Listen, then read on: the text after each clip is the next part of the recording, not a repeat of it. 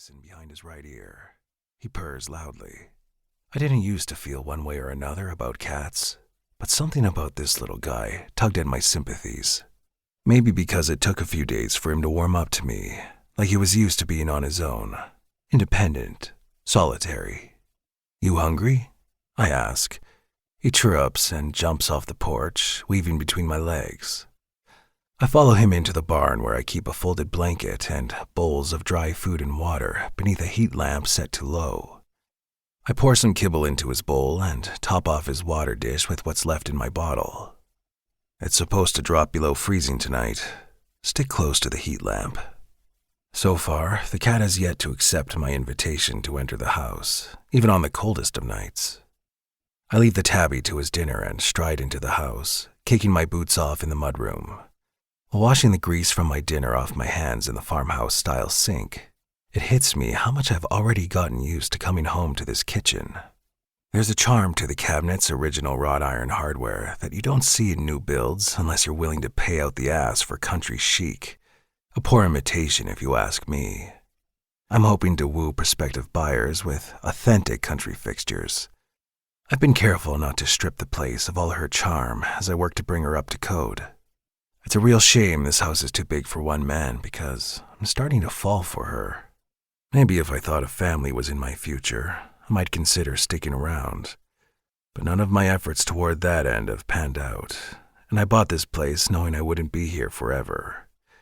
I figured it'll take a year, maybe two, to fix her up and flesh her out before I list her for twice what I paid for the skeleton.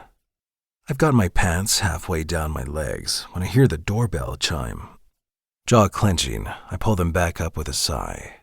I moved out here so I wouldn't have to deal with random visitors. I wait, hoping the unwelcome guest on my doorstep will take the hint. The doorbell rings again. I zip my fly and refasten my belt as I trudge through the house. I wrench the door open. The words, "Whatever you're selling, I'm not interested," fly out of my mouth before I see who I'm talking to. The girl on my doorstep blinks up at me, confused. "I'm not selling anything," she says. "I'm here about the room." My thoughts scatter like co-eds scramming in the wake of someone shouting cops at a kegger. I can't do anything but breathe and stare at this unexpected visitor. The curiosity in her wide-eyed gaze makes her look younger than she is, and there's no way she's a day over 20. Her full, red lips curve hopefully, drawing my attention to her ruddy cheeks and pink-tipped nose. A word flashes neon bright in my mind. Adorable. She's adorable. All bundled up in a puffy white coat with faux fur trim. She cocks her head, causing her dark brown hair to curl beneath her chin. Her dark eyes size me up in a familiar way that says she's taking in my exceptional height and the way I fill up the doorframe. "I said I'm here about the room?" Finally, her words click into place. She's not gawking at me because she thinks I'm a freak. She's waiting for me to respond. I clear the tightness from my throat. "What room?" The girl holds up her phone. "The one for rent." I squint at the small screen. It takes a second, but I recognize the photos of my home's interior, taken when the house boasted a lot more furniture. I spot the date. The rental was listed over 3 months ago. The previous owner must have posted it. I tell her, "I just bought this place." "Oh." She frowns at her phone, and even though it doesn't make an iota of sense, I feel her sinking disappointment in my own stomach like a penny tossed into a pond. "In that case, you wouldn't happen to be interested in renting a room, would you?"